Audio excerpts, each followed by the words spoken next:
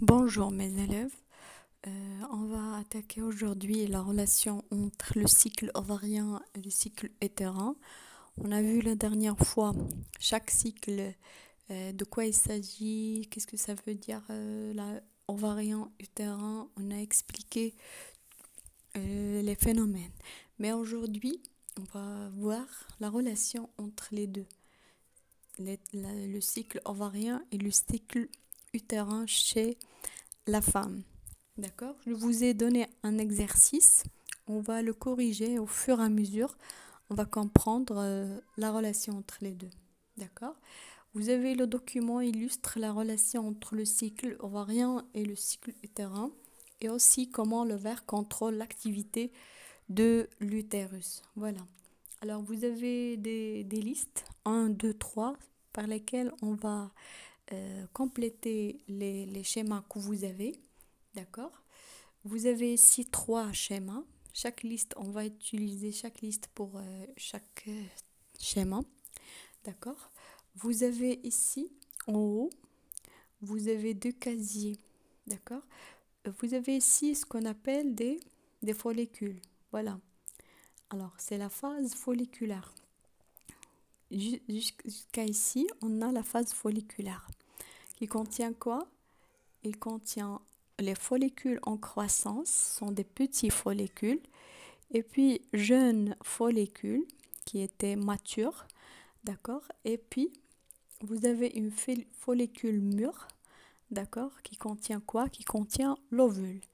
Puis vous avez l'ovulation, d'accord? Toujours. Et puis on a la phase lutéale qui contient le corps jaune, d'accord? Ici, voilà le corps jaune qui était mûr.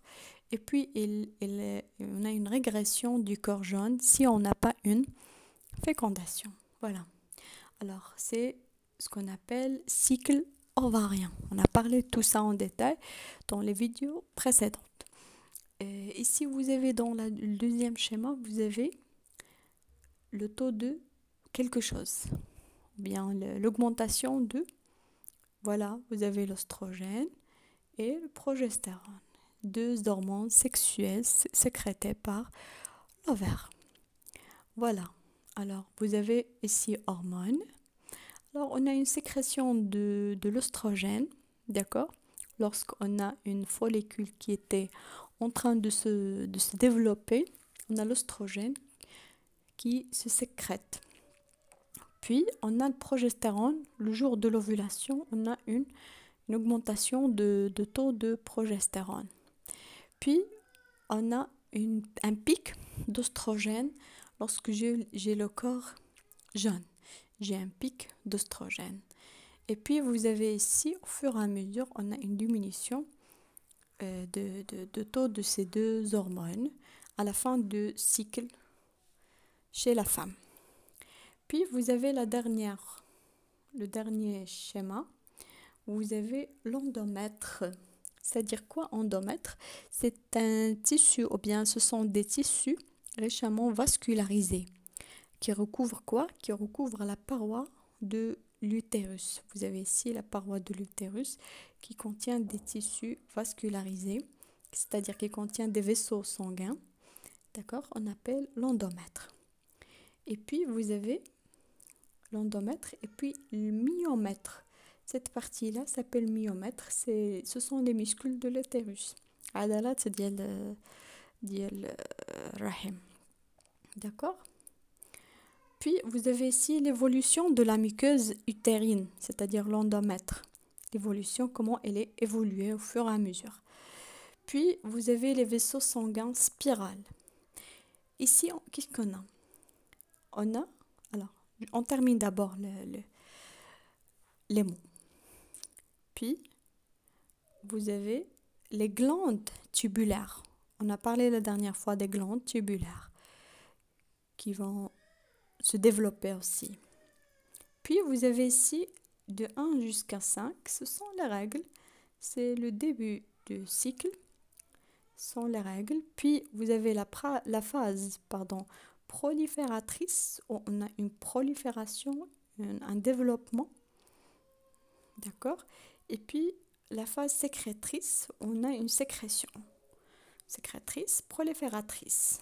Ou bien sécrétion, prolifération. D'accord. Puisqu'on a terminé le remplissage de schéma, on va expliquer. D'accord? Et si vous avez les deux cycles en parallèle, d'accord? On a la phase folliculaire et puis la phase lutéale. La phase folliculaire, on a l'augmentation, ou bien le développement de follicules, du jeune follicule, jusqu'à l'ovulation. Il est accompagné par quoi? Il est accompagné par production de l'oestrogène. De l'oestrogène et puis de progestérone. Qu'est-ce qu'elle assure ces deux hormones? Elle assure la formation et l'épaississement de quoi?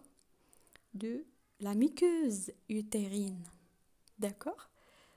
La formation et l'épaississement de la muqueuse utérine jusqu'à l'ovulation. D'accord? Après l'évolution, on a un pic d'oestrogène, voilà. Une augmentation de sécrétion de l'oestrogène lorsque j'ai un corps jaune. Et elle assure quoi?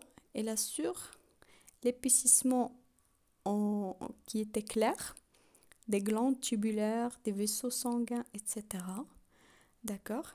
Vers la fin du cycle, on a une diminution de ces deux hormones, ce qui indique que ces deux hormones ne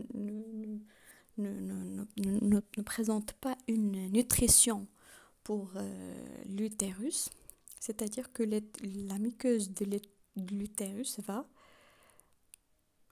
va se détruire et qui va nous donner quoi?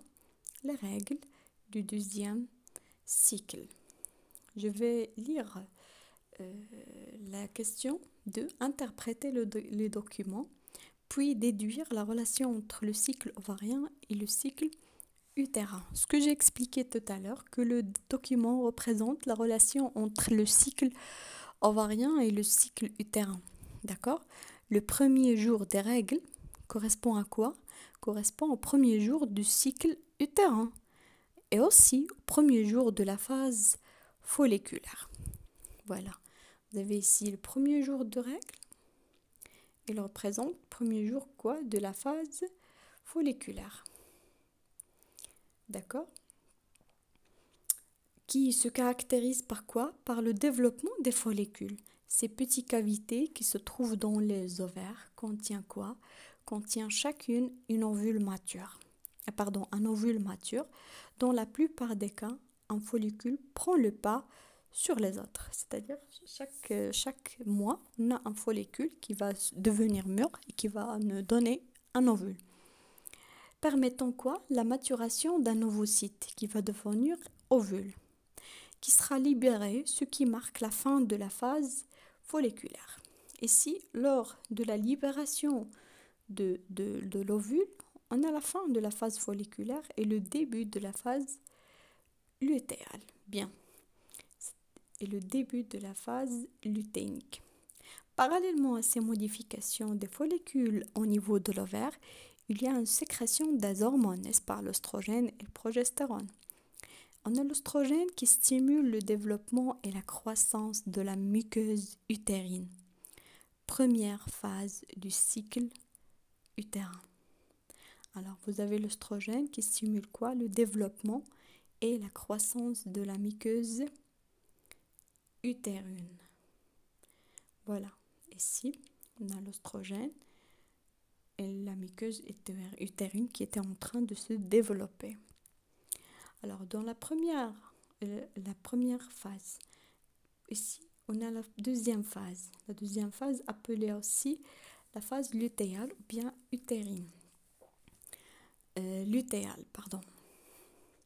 Le follicule qui avait abrité l'ovule va se transformer en corps jaune, commencer à produire une autre hormone féminine, ou bien féminine, la progestérone. Alors, quand j'ai un pic d'œstrogène, lorsque j'ai un corps jaune qui se formait après l'ovulation, c'est-à-dire une augmentation de production de l'œstrogène au cours de la deuxième phase. Celui-ci a pour rôle de renforcer la muqueuse utérine, c'est-à-dire l'épaississement. Il renforce la muqueuse. Si vous avez remarqué, on a une muqueuse qui est large, qui est grande, en comparant la première partie avec la deuxième. D'accord? À cause de quoi? À cause de l'œstrogène qui a donné l'épaississement qui était clair dans cette partie.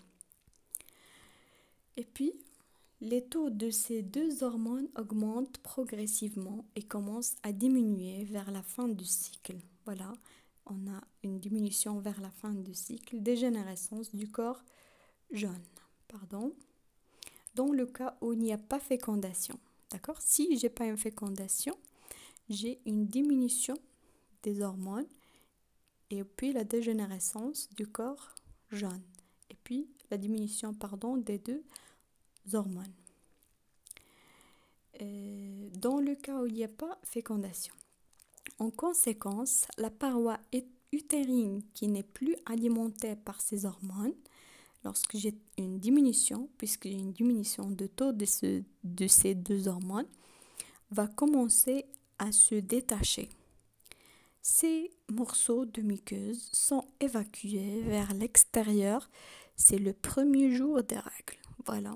Alors, lorsque j'ai pas une fécondation, j'ai une diminution de taux des hormones, le corps jaune, et puis la muqueuse utérine, il va se détruire, il va nous donner des morceaux qui vont sortir sous forme de règles, ce qui indique le début du deuxième cycle, qui va nous donner quoi? Une formation du follicule, et ainsi de suite. Il se répète. C'est un cycle qui se répète chaque mois. Voilà. Il commence par les règles, la follicule qui était en croissance dans l'ovaire, et puis les autres étapes. En cas où j'ai une fécondation, j'ai pas une diminution des hormones, pas un corps jaune, j'ai autre chose.